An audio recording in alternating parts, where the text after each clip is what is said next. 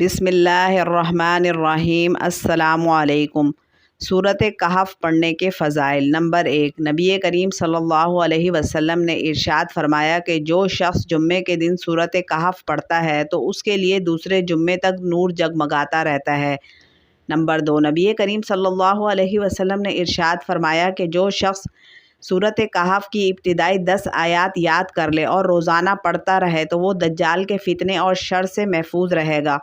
Number 3، نبی کریم صلی اللہ علیہ وسلم نے ارشاد فرمایا کہ جو شخص جمعے کے دن سورۃ کہف کی تلاوت کرے تو جس جگہ وہ تلاوت کرتا ہے وہاں سے لے کر مکہ مکرمہ تک کا فاصلہ نور سے منور ہو جاتا ہے۔ نمبر 4، نبی کریم صلی اللہ علیہ وسلم نے ارشاد فرمایا کہ جو شخص سورۃ کہف کو ایسے ہی پڑھے جیسے وہ اتاری گئی ہو، یعنی تجوید کے ساتھ اچھے انداز سے، اور پھر وہ دجال کو پالے تو دجال اس پر مسلط نہیں ہو سکے گا۔ نمبر 5، نبی کریم صلی اللہ علیہ وسلم نے ارشاد فرمایا کہ جس شخص نے سورۃ کہف کی آخری 10 آیات یاد کیں اور پھر دجال نکل آیا تو دجال اس پر غلبہ نہیں پا سکے گا۔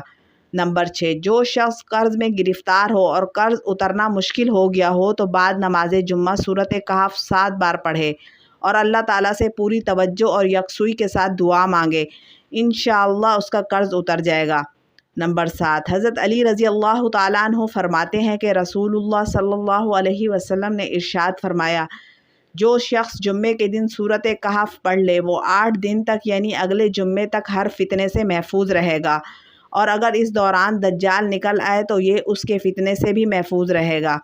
نمبر 8، حضرت ابو درداء رضی اللہ تعالیٰ عنہ روایت کرتے ہیں کہ نبی کریم صلی اللہ علیہ وسلم نے ارشاد فرمایا جس نے سورۃ کہف کی شروع کی 3 آیات پڑھ لیں تو وہ دجال کے فتنے سے بچا لیا گیا۔